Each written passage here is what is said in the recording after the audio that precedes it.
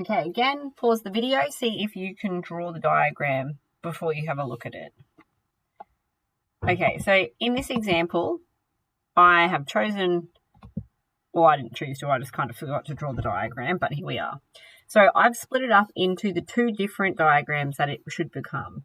So you can see that this point over here is the mass where it would have been 10 kilograms, and this is the mass that's unknown down here. So I've separated it out into the three forces. Now, in this first solution, I'm going to go through and I'm going to solve it by getting the horizontal and the vertical components separate and then solving each to be 0. Because this thing is in equilibrium, which means that the horizontal component should be equal to 0 and the vertical component should be equal to 0. So down here, you can see that I've separated them out. Now, T1 is this one right here. So I've gone through and got T1. It gave us the answer that the angle was 20 degrees. So this is the opposite. This is the adjacent. And it's important to note which way the arrows are going because it will affect your direction here and here. So the horizontal component is going that way, making it negative. And the vertical component is going up, meaning that it's still going to be positive. For T2, the horizontal is in the opposite direction, so it's going to be positive, and the vertical direction is down, so it's going to be negative.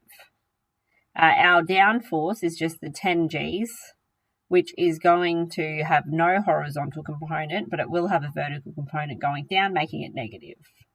So to resolve the components, we're going to end up solving simultaneously because I've got two unknowns. So in the first one, I get all my horizontal components together. Then I'm rearranging it to get it in the form of T1 is equal to, and then I've got T2 and some other stuff on this side. My vertical components are arranged as 0 is equal to all of them.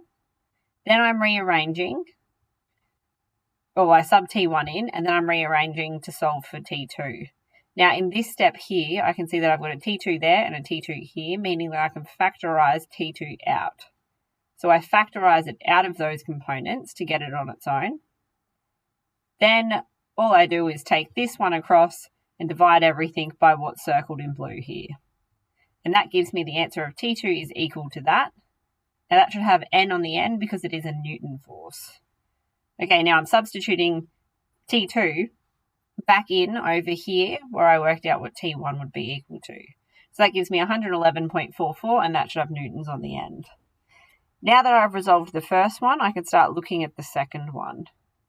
So in the second diagram, we're trying to work out the value of T3 or the tension on the third string.